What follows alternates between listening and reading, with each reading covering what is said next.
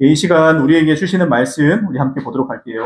요한복음 5장 1절에서 9절까지 말씀입니다. 요한복음 5장 1절에서 9절까지 말씀입니다. 세번역 성경, 신약 성경 143쪽입니다.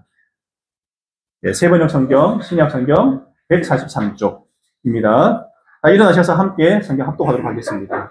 성경 없으신 분들은 앞에 화면 보시면 되겠습니다. 요한복음 5장 1절에서 9절까지 말씀 함께 한 목소리로 제가 시작하면 합독하도록 하겠습니다. 시작. 그 뒤에 유대 사람의 명절이 되어서 예수께서 예루살렘으로 올라가셨다.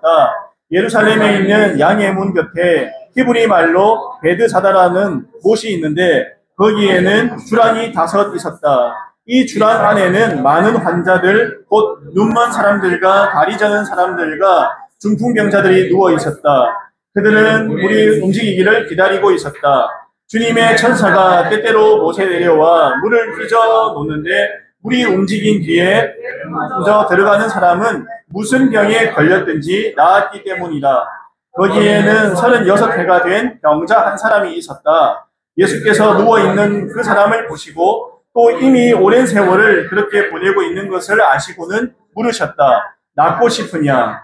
그 병자가 대답하였다. 주님, 물이 움직일 때에 나를 들어서 못에다가 넣어주는 사람이 없습니다. 내가 가는 동안에 남들이 나보다 먼저 못에 들어갑니다. 예수께서 그에게 말씀하셨다. 일어나서 내 자리를 걷어가지고 걸어가거라. 그 사람은 곧 나아서 자리를 걷어가지고 걸어갔다. 그날은 안식일이었다. 아멘. 자리에 앉으시기 바랍니다. 마이크 소리 좀 높여주세요. 한 주간 잘 보내셨습니까? 네. 개척하고 1년이 지났지만 참 한 주 한 주가 너무 빨리 시간이 가는 것 같아요. 특히 요즘 들의 시간이 더 빨리 가는 것 같습니다.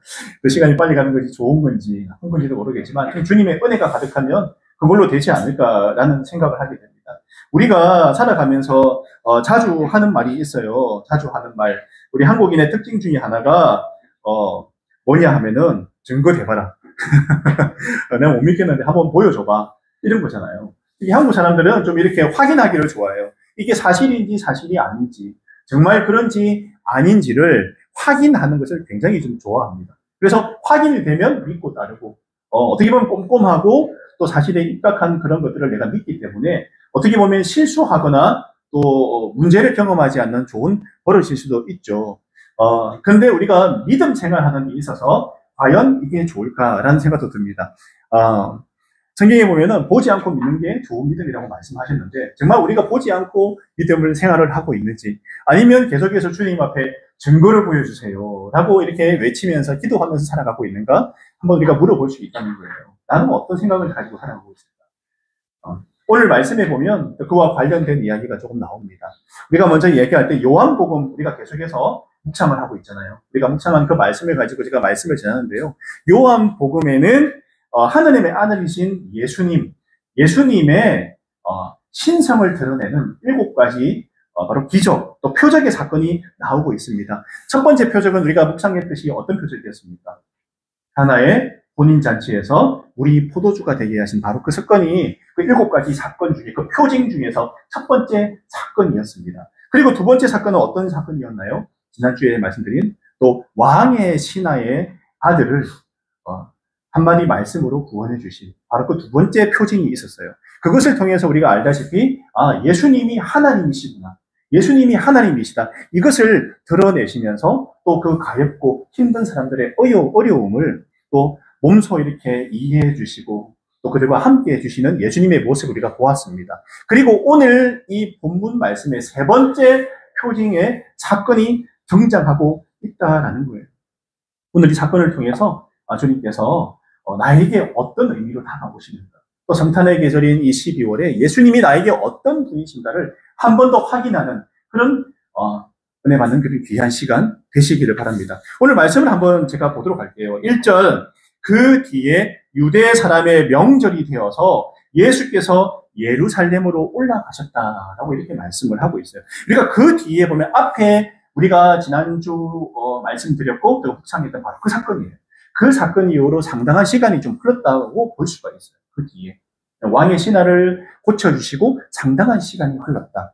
그리고 유대 사람의 명절이 되어서 예수께서 예루살렘으로 올라가셨다라고. 그 전에 우리가 1장에 볼 때 명절이 나오면 또 명절이 나와요. 그러니까 이 명절이라고 유대교에서 이야기하는 명절은 우리 한국에서 말하는 제가 저번에 말씀드렸지만 어떤 명절이요? 추석이라든가 설이라든가 큰 명절을 말씀하고 있어요. 큰 명절. 작은 명절, 작은 뭐 단오라든가 우리 고유 명절들 있잖아요. 그런 거 말하는 게 아니라 바로 유대에서 유월절과 오순절과 장막절을 일컫는 큰 명절, 대표 명절을 이야기합니다. 이때 하나님께서 뭐라고 말씀하셨냐면 바로 예루살렘 성전에 올라가서 이 절기를 지키라라고 이렇게 말씀을 하시는 거죠. 그래서 유대교에 사는 그 많은 사람들이 이 명절만 되면 어디에 올라갈까요? 예루살렘으로 가시는 거죠. 그래서 오늘 예수님께서도 예루살렘으로 올라가셨다. 유대의 명절이기 때문에 명절 지키러 올라가셨습니다. 그래서 예루살렘에 있는 이 양의 문이라는 것이 오늘 나오고 있어요. 2절에 보면 양의 문이라고 나오고 있습니다. 양의 문 곁에 이 히브리 말로 베드사다라는 못이 있습니다. 거기에 주랑이 5 있다 이렇게 나오잖아요. 여러분 여기 보면요, 양의 문이 뭔가 이 유대교의 이 예루살렘 성전에는 10개 문이 있습니다. 10개 문 중에 하나가 이 양의 문이라는 곳이 있어요. 이게 북동쪽에 위치하고 있습니다. 저 사진 한번 보여주세요. 사진이 3가지 중에서 맨 마지막 사진일 거예요. 이게 양의 문, 올려주세요. 여기. 이 양의 문이라는 곳 곁에 바로 베드자다라는 바로 그 못이 있다라고 합니다. 이 양의 문이 근데 뭐냐면은, 제가 말씀드렸지만 이 왜 양문일까? 여러 가지 의견들이 있습니다. 그런데 이게 성전이랑 가까워요. 예루살렘 성전이랑 이 양의 문이 가까워서 그 양의 문을 통해서 이제 제사 드리기 위해서 필요한 양이라든가 갖가지 짐승들을 그 양의 문을 통해서 이렇게 들렸다는 거예요. 그리고 그 주변에 뭐가 있었냐? 양 파는 상인이 있었어요. 양을 파는 상인. 제사를 위해서 하는 상인. 그래서 양의 문이로 불렸다. 이런 의견이 있습니다. 물론 의견입니다. 이름이 이제 양의 문이니까요. 짐승들이 많이 들어왔던 그런 문이었다. 이렇게 이해를 하시면 되겠습니다. 그리고 베드사다라는 저 못이 있습니다. 이런 베드사다라는 못. 지금도 있지만 지금은 좀 많이 축소되고 작아졌다고 해요. 그래서 보기에 좀 그렇게 여기가 우리가 아는 그 베드사다라는 그 못인데 어떻습니까? 보기에. 너무 오래돼가지고 예전에는 평평한 그 들판에 이렇게 못이 있었다고 해요. 근데 지금은 밑으로 한 10m가량 계단을 내려가야지 저기 있다 하더라고요. 갔다 온 분들한테 얘기를 들어보니까. 내려가야지 저 못이 있다라고 하는데, 저 못이 어느 정도 거대한 못이냐 하면요. 원래 있었던 거는 가로가 150m, 세로가 50m. 엄청난 큰 못이에요. 그리고 주랑이라고 되어 있는데, 주랑이 뭐냐면, 마지막 사진 보여주세요. 이 당시에 양식입니다. 마지막 사진 하나 더 넘겨주세요. 아까 제가 처음 보여줬던 사진 있잖아요. 주랑이 뭐냐면 저런 기둥에 덮개가 있고 뒷판이 있는 곳이 주랑이라는 곳이에요. 그러니까 저런 것이 햇빛을 가려주잖아요. 그러니까 저기에 많은 사람들이 모여서 쉬기도 하고 이런 곳이었다는 거죠. 근데 아까 전에 말씀드렸지만 150m라는 이 못이라면 얼마나 거대한 못이에요. 거기에 저런 주랑이 5개가 띄엄띄엄 있으면 또 상상을 한번 해보세요. 얼마나 아름다웠을까요? 큰 못이 있는데 저런 주랑이 쫙 옆에 이어져 있고 5가지가 탁탁 띄엄하게 있으면 그게 풍경이 참 아름다운 그런 풍경이었겠다라고 우리가 상상을 할 수 있지 않습니까? 근데 이런 주랑이 바로 이 베드사다 못에 있었다는 아름다운 못이었어요.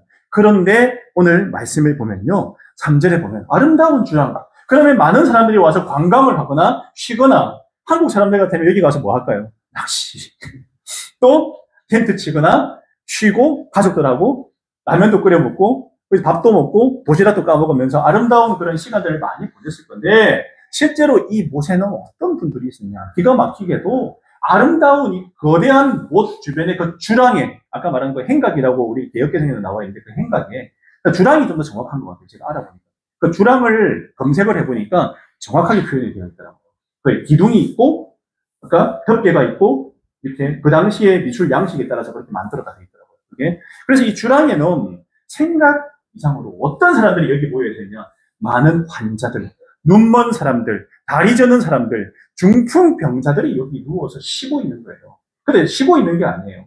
이 사람들이 여기 와가지고 누워 있는 게, 몸이 너무 힘들고 아프니까 여기 와가지고 좀 쉬면서 좀 힐링의 시간을 보내려고 여기 온 건가? 이렇게 생각할 수 있지만 현실은 전혀 다르다. 현실은 전혀 달랐어요. 물론 여기 오면은 같은 아픈 사람들이 있으니까 서로 이야기, 당신은 얼마 동안 아팠어요? 뭐 이렇게 물어보시잖아요. 얼마 동안 아팠는데 몸이 너무 쑤시고 아파요. 큰일 났어요. 저는 여기 와서 뭔가 좀 목적이 있어서 여기 왔다. 근데 이 사람들의 공통적인 목적이 있어요. 그 목적이 뭐냐 하면은 그 다음 4절에 보면 딱 나옵니다. 뭐라고 하는지 한번 볼게요. 4절에 주님의 천사가 때때로 못에 내려와 물을 휘저어 놓는데 물이 움직인 뒤에 맨 먼저 들어가는 사람이 무슨 병에 걸렸든지 나았기 때문이다 라고 이렇게 나오고 있습니다. 여러분 어떻게 생각하십니까? 예, 저는 그럴 수 있었다 생각해요. 이런 일이 있었다고 생각합니다. 그래서 사람들이 모였지 이유 없이 모이지는 않았어요. 그런데 이런 의견들이 있습니다. 이 못이 간헐천이란 말이에요. 간헐천. 간헐천이 뭐냐? 시간이 때가 되면은 뽀글뽀글 올라오는 거 있잖아요. 밑에서.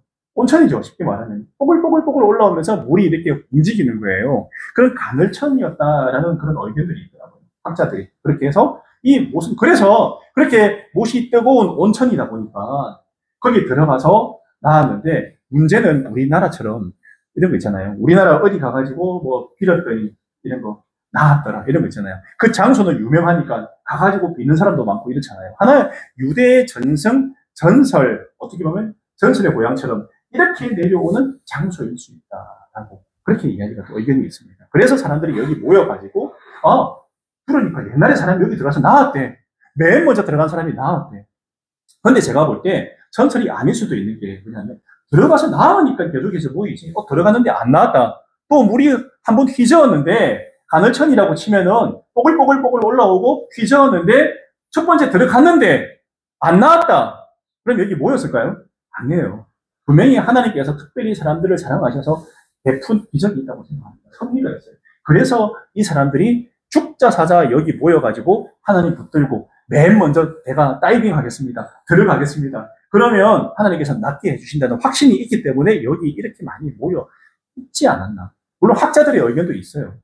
그렇지만 저는 분명히 하나님의 특별한 은총의 기적이 있었다라고 생각을 합니다. 그래서 여기에 사람들이 모였다라고 볼 수가 있는 거예요. 그런데 오늘 말씀에 보면은 5절에 특별하게 거기에는 38해 된 병자 한 사람이 있었다라고 이렇게 나오고 있잖아요. 병자 한 사람이 있었다. 병자 한 사람이 있었다라고 나오고 있습니다. 38년이라는 숫자를 우리가 한번 생각해 볼 필요가 있습니다. 우리 민족에 있어서 36년 하면 무엇이 생각이 나나요? 36년. 네. 일제강점기 36년이 생각이 나잖아요. 힘들고 고통스러웠던 그 36년의 세월이 생각이 나잖아요. 제일 먼저 떠오를 거예요. 그런데 오늘 38년 동안에 아팠다라는 것은 이 38이라는 그 숫자가 이스라엘 민족에게는 특별한 그런 숫자로 이렇게 인식이 되고 있습니다. 뭐냐면 출애굽 후 광야에서 보낸 시간을 상징하는 게 이들에게는 38년이죠. 하나님이 구원을 경험한 해이기도 하고 광야 38년 동안에 겪었던 그들의 고난과 어려움, 그 고통을 상징하는 38년이기도 하다. 그래서 38년 동안에 엄청나게 이 몸이 아파서 고통스러웠다는 것은 인간이 겪을 수 있는 모든 고통을 다 겪었다라는 의미로 우리가 해석을 할 수 있는 거예요. 38년간 아팠다. 특별히 그래서 38년이라는 숫자를 넣어서 굳이 그냥 아픈 사람이다 하면 되는데 38년, 38해가 된 병자 한 사람이 있었다는 것은 그만큼 많은 고통 가운데 그가 여기 이 베드사다 못에 있었다라는 것을 드러내고 있는 거예요. 내 인생의 모든 고통을 겪었다는 거예요. 우리는 어떻습니까? 인생의 고통이 있을 때 주님 앞에 가시나요? 어떻습니까? 인생의 고통과 힘듦이 있을 때 내가 알아서 해결하고 말지, 내 힘으로 하고 말지. 그렇지만 오늘 하나님의 은혜를 경험하기 위해서 오늘 이 자리에 나온 이 병자를 한번 생각해 보시기 바랍니다. 그런데 문제가 뭐냐면은 그 다음에 나오고 있어요. 6절에 보면은 이 사람에게 예수님께서 뭐라고 하시느냐. 예수께서 누워있는 그 사람을 보시고 또 이미 오랜 세월을 그렇게 보내고 있는 것을 아시고는 물으셨다. 여러분 안다는 거예요. 중요한 거는 예수님께서 그 사람을 보셨을 때 이미 오랜 세월 아프고 힘들고 고통 38년이라는 인간이 겪을 수 있는 끔찍하게 오래된 그 기간 동안의 어려움을 예수님께서 뭐라고요? 중요한 거는 아신다는 거예요. 아신다는 거예요. 아신다는 거죠. 우리의 고통과 우리의 어려움 아신다? 모르신다? 아신다. 말 안 해도 그냥 앉아있는 이 사람에게 찾아오셔가지고 아신다. 그리고 뭐라고 말씀하셨느냐가 중요합니다. 한마디 하세요. 다른 거 안 물어보시잖아요. 제가 이 부분을 묵상하면서 들었던 생각이 뭐냐면 좀 마음에 좀 감동이 되는데 낫고 싶으면 한마디. 예수님의 이 어법은 참 제가 볼 때마다 항상 감동인데 가장 핵심을 얘기하세요. 핵심. 다른 거 얘기하세요. 낫고 싶냐? 낫고 싶냐? 물론 여기 병자들이 엄청 많았겠죠. 누군가는 지켜보고 있을 거예요. 왜냐하면 저 청년이 와서 낫고 싶냐고 대화를 하는 모습을 볼 때 어떤 생각이 무슨 일이야? 그냥 아프니까 물어보는 거겠지. 이 정도로 생각할 수 있지만 낫고 싶냐 물어볼 때 그 병자가 대답하는 게 더 재밌습니다. 주님, 물이 움직일 때 나를 들어서 못에다가 넣어주는 사람이 없습니다. 내가 가는 동안에 남들이 나보다 먼저 못에 들어갑니다. 낫고 싶냐고 물어봤는데 대답이 뭐예요? 낫고 싶다고 하고 있나요? 아니에요. 본인의 일에 계속해서 몰두하고 있는 거예요.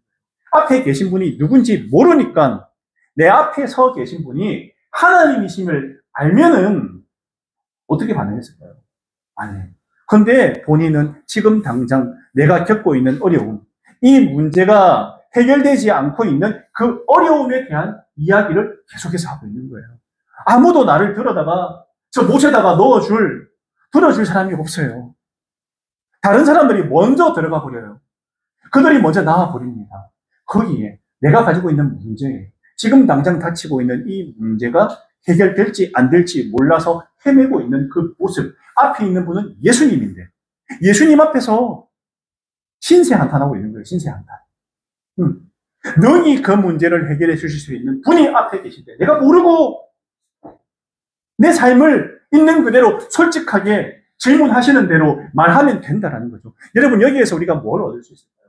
주님 앞에 어떤 이야기를 합니까? 하나님, 이렇고 저렇고 이렇고 저렇고 이래서 저렇고 이렇고 저렇고 이야기 많이 할 필요 굳이 없어요. 진짜 힘든 거 있는 그대로 이야기하는 게 중요해요. 주님이 또 그 이야기를 듣고 싶은 거예요. 직접 그 입을 통해서 듣고 싶은 거예요. 예수님께서 그 앞에 있는 많은 그런 고쳐주신 이적을 행하신 분들이 많은데 직접 됐잖아요. 직접. 입으로 시인하지 않으면 아무 일도 안 일어납니다. 내가 마음에 믿는 걸 입으로 시인하고 드러내고 이야기할 때 하나님께서 움직이세요. 왜 그 속에 있는 믿음을 보시고 하나님께서는 일하시지 믿음이 없는데, 아무 믿음이 없는데, 안 믿는데 특별히 일하시는 게 없어요. 근데 오늘 보면은 이 사람이 누워 있는 걸 보시고 어떻게 해요? 낫고 싶으냐? 물론 아직까지 주님이 누구신지 몰라요. 그런데 여기 온 거는 하나님의 기적을 경험하기 위해서 하나님이라는 나를 낫게 해주신 거예요. 내가 저 물만 한번 흔들리면 내가 뛰어들면 되는 거야. 그러면 내가 낫는다는 하나님에 대한 그런 신뢰와 믿음이 있는 사람이었다.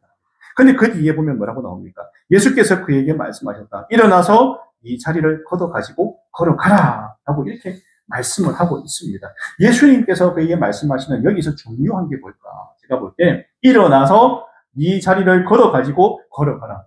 한 번도 해보지 못한 거예요. 일어나기도 힘들고요. 자리를 가지고 들고 또 걸어가는 거는 한 번도 경험해보지 못한 일이에요. 언제 동안요? 38년. 한 번도 경험해보지 못했어요. 일어나서 이 자리를 가지고 걸어가라. 라고 나옵니다. 그 사이의 내용은 아마도 나오지 않았지만 옆에 있는 병자 하나가 갑자기 벌떡 일어나가지고 자리를 걷어서 걸어가는 거 봤을 때 그 옆에 있는 병자들은 어떻게 됐을까요? 그 모습을 봤을 때 난리가 나지 않았을까? 그 내용은 나와 있지 않아요.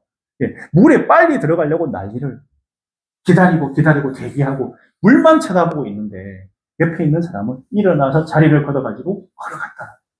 물론 사람들이 인식하지 못할 수도 있어요. 왜? 물만 쳐다보고 있으니까요. 그것만 쳐다보고 있으니까. 그런데 옆에 계신 하나님을 인식한 바로 이 사람은 특별한 은혜를 입어서 예수님을 만나고 자리를 걷어서 걸어가는 축복을 얻었다. 물에 들어갈 필요도 없어요. 현실에 너무 낭만해요. 하나님 만나니까 이런 삶의 문제가 해결되는 바로 이 사람의 삶을 보게 되었다. 우리에게 중요한 게 뭘까? 우리는요, 일어나는 게 중요해요. 하라고 할 때. 아, 주님, 이래서 제가 못해요. 제가 몸이 너무 힘들고요. 제가 생각이 아직 믿음이 별로 없어요. 그래서 못 일어나겠어요. 일어나라고 하시는데. 그리고 들어서 네가 가지고 있는 문제, 네가 가지고 왔던 것들 다 들어서 네가 그 길 걸어가. 그러면 아무 일 없을 거예요. 내가 그 문제의 주인이야. 내가 그 문제를 해결해 줄 수 있어. 믿고 걸어가면 된다. 일어나라! 라고 하는데 우리는 어떻게 해요? 나는 왜 일어날까요? 일어나기 싫습니다. 다른 해결책이 있겠죠. 다른 어떤 문제를 해결하기 위해서 제가 한번 백방으로 그렇게 보겠습니다. 이렇게 하고 있다는 거예요. 다른 거. 예수님 아닌 다른 걸 찾으려고 합니다.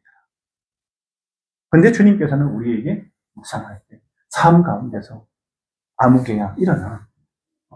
할 수 있어. 네가 나에 대한 믿음이 있다면 믿는 대로 해봐. 내가 너와 함께 할 거야. 라고 말씀하고 있다는 거죠. 중요한 것은 그 말씀을 내가 삶 가운데 캐치하는 것, 잡는 것, 그리고 그 말씀대로 순종하고 한 걸음 내딛는 것에서 시작한다. 지난 시간에 우리가 얘기했죠. 왕의 신화 어떻습니까? 돌아가라. 네 아들이 나을 거라고 하니까 그 즉시 믿고 돌아갔다. 믿고 돌아갔다는 그 말씀을 볼 때, 믿고 행하는 게 중요하구나. 근데 우리는 너무나 의심 많이 하고, 한국 사람들 꼭 증거가 당장 내 눈앞에 떨어져야지 내가 움직이는 사람들. 눈에 안 보이면 안 믿는 사람들. 특히 한국인들. 믿음의 훈련이 필요해요. 그럴 때 주님께서 나를 통해서 행하시는 그 기적과 그 이적과 또 나를 통해서 당장 아니더라도 행하실 주님의 그 은혜를 내가 믿고 체험하고 경험하는 것이 너무 중요하다. 그럴 때 오늘 어떻게 했습니까? 그 병자가 어떻게 했어요? 일어나서 자리를 걷어서 갔어요. 왕의 신호와 비슷하죠? 일어났어요. 그리고 나서 이 병자는 나았다라는 거죠. 그 사람은 곧 나아서 자리를 걷어서 걸어갔다. 그날은 안식일이었다. 유대가 저번에 얘기했지만은 하나님의 율법을 전통화시켰잖아요. 전통. 예수님이 오셔가지고 뭐라고 한 게 율법이 아니에요. 전통에 대해서 뭐라고 했어요. 사람이 하나님께서 너무 유대인들을 사랑하셔서 주신 것이 뭐라고? 율법인데 그 율법을 사람에 맞게끔 철저하게 사람을 통제하고 그걸 우리 마음대로 하게끔 만든 것이 전통인데 전통에 대해서 예수님께서 뭐라고 하셨나요? 뭐라고 하셨나요? 근데 오늘 보면은 그날은 안식일이었다. 안식일에 또 수많은 전통을 이건 하면 되고 이건 안 되고 이걸 굉장히 많이 만들어요. 안식일을 만드신 이유는 하나님과 우리 간의 사랑의 관계를 형성하기 위해서 만드신 건데 이게 사람이 만든 전통이 되어서 우리를 올가매고 올가미 역할을 하게 되었다. 오늘 이 말을 한 거는 안식일 날 사람을 고쳐주신 예수님이 유대 전통에 의하면 그들의 율법에 의하면 죄가 된다는 거예요. 그러나 하나님은 그런 거 아랑곳하지 없이 아픈 사람, 힘든 사람, 고난인 사람 어떤 상황에서든 그의 소원을 들어주시고 그의 어려움을 긁어주시고 그가 무엇을 원하는지를 정확하게 알고 사랑의 관계 안에서 해결해 주시지 전통에 얽매이는 분이 아니라는 거예요. 그래서 우리가 가지고 있는 문제가 이래서 이렇고 저래서 저렇고 그런 걸 굳이 이렇게 생각할 필요가 없다는 거예요. 하나님께서 우리가 행하는 그 목적이 뭔가? 영혼 구원을 위해서. 영혼 구원을 위해서. 하나님이 기뻐하시는 그 일을 내가 기쁘게 한다면 괜찮다라는 거예요. 너무 전통과 율법에 얽매여서 이러면 안 되고 우리가 마음껏 재단해버리고 그렇게 해버리면은 결국 하나님께서 우리를 사랑하시는 그 사랑의 통로를 우리가 막아버리는 그런 우를 범할 수 있습니다. 우리가 누군가를 대할 때 어떻게 할까요? 하나님께서 과연 이 일을 기뻐하실까? 거기에 초점을 먼저 맞춥니다. 하나님의 사랑이 나를 통해서 흘러갈까? 내가 이 일을 할게. 흘러간다는 말씀, 마음을 나에게 성령께서 주시면 하면 돼요. 그러니까 이 일을 통해서 혹시 누군가 낭망하고 누군가 이 일을 통해서 복음이 길에 막히거나 누군가 다시는 교회 나오기 싫다고 말하거나 이런 문제가 발생하면 어떻게 해야 돼요? 안 해야죠. 철저하게 복음에 입각해서 이 일을 통해서 하나님께서 기뻐하실까에 초점이 맞춰지는 게 중요하다. 복음은 가로막히는 장벽이 없어요. 자유롭게 어디든 갈 수 있고 그 누군가에 전해졌을 때 그 누군가가 살아나는 역사를 일으키는 것이 바로 복음이라는 사실이죠. 그래서 오늘 이 요한 사도는요. 예수님이 하나님이시다. 그래서 안식일을 만드신 것도 하나님이시잖아요. 예수님이 그 안식일의 주인이시고 예수님이 유대인들의 전통에 얽매일 이유가 하나도 없다는 거예요. 그래서 안식일의 주인이신 예수님께서 오늘 38년 된 병자를 고쳐주시는 그 장면을 보면서 우리가 복음을 통해서 누군가를 고치고 누군가에게 예수 그리스도를 전할 때 장벽은 없다라는 거예요. 누구든 어떤 상황에서든 이 한 명의 영혼을 살리는데 초월함이 없고 여기에 집중하면 분명히 이런 큰 이적과 이런 기적을 경험하게 된다. 중요한 것은 하나님의 뜻인가 아닌가, 이걸 우리가 잘 분별하는 것이죠. 그게 우리에게 중요한 방법 부분이지 않을까라는 생각을 하게 됩니다. 나의 주님을 만나는 길이 뭘까요? 사람의 가장 큰 문제는 내가 죄인임을 깨닫지 못하고 사는 게 가장 큰 문제예요. 내가 죄인임을 깨닫지 못하고 사는 것. 내가 죄인임을 알게 되면 그때서부터 죄의 심각성을 깨닫게 되고 이 문제를 해결하기 위해서 길을 찾게 되잖아요. 그 길을 찾아 나섰을 때 정말 큰 은혜가 임한다면 누구든 예수님을 만납니다. 인생의 죄와 죽음의 문제, 그리고 내 삶의 갖가지 문제들을 마음껏 이야기할 수도 있게 되고요. 그 누구보다 나를 잘 아시고 내 문제도 잘 아시는 그분을 만날 때 내가 짊어진 짐을 내려놓을 수 있습니다. 결국에 중요한 건요, 그분을 만나는 거예요. 오늘 이 문제의 핵심은 이 사람이 결국 38년의 병에서 노임을 받았을 때 이 앞에 있는 분이 누굴까? 이분이 누구지? 38년간 알았던 내 병을 낫게 해주신 이분이 누굴까? 여기에 초점을 맞추게 되지 않겠냐? 이분이 하나님이시구나. 예수가 하나님이시구나를 이분이 알게 되고, 저는 뒤에 나오지 않았지만 아마 예수님의 제자가 되지 않았을까? 하나님의 사람이 거듭나지 않았을까? 거듭남을 경험하지 않았을까라고 생각을 합니다. 특별히 아무 이유 없이 꽂혀주시지는 않았을 거라고 생각해요. 네, 우리도 마찬가지입니다. 우리의 삶 가운데 오늘 하나님이 주시는 이 특별한 은혜를 많이 많이 누리시기를 바랍니다. 어려움이 있을 때 어떻게 하라고요? 네가 낫기를 원하느냐? 질문하시면 네가 이 어려움 가운데 놓이기를 원하느냐? 그대로 주님 놓이길 바랍니다. 저를 붙잡아주세요. 제가 기도하게 하세요. 제 문제 해결을 보여주세요. 주님. 제가 무조건 순종하고 따르겠습니다. 예, 알겠습니다. 라는 이 모습이 우리 모두의 모습이길 바랍니다. 제가 이 사정이 이래서 안 되고 저래서 안 되고 이거 하지 마시고 예, 알겠습니다. 그대로 한번 따라보겠습니다. 그럴 때 주님께서 일어나서 자리를 걷어가지고 걸어가라. 우리에게 그렇게 말씀하시고 우리는 그 길을 당당하게 걸어가는 것입니다. 그럴 때 우리의 믿음이 한층 더 성장하고 성숙되는 것을 경험하게 될 거라고 저는 확신합니다. 네. 저와 여러분들이 함께 걸어갈 때 경험 꼭 하시기를 주님의 이름으로 축복합니다. 아멘. 아멘. 예, 함께 기도하겠습니다. 오늘 말씀을 생각하시면서 우리가 함께 기도할게요. 우리가 예수 믿고 지금까지 걸어온 이 여정을 한번 떠올려 보시기 바랍니다. 우리가 살아가는 순간순간 너무나 급박한 가운데 우리가 기억은 하지 못하지만은 되돌려 보면은 주님께서 나와 함께 해주신 그 은혜의 때가 참 많더라고요. 내가 지금까지 여기에 이 자리에 있는 게 주님의 은혜라고 고백하게 됩니다. 예, 그 주님 생각하시면서 감사함으로 함께 기도하며 나가도록 하겠습니다.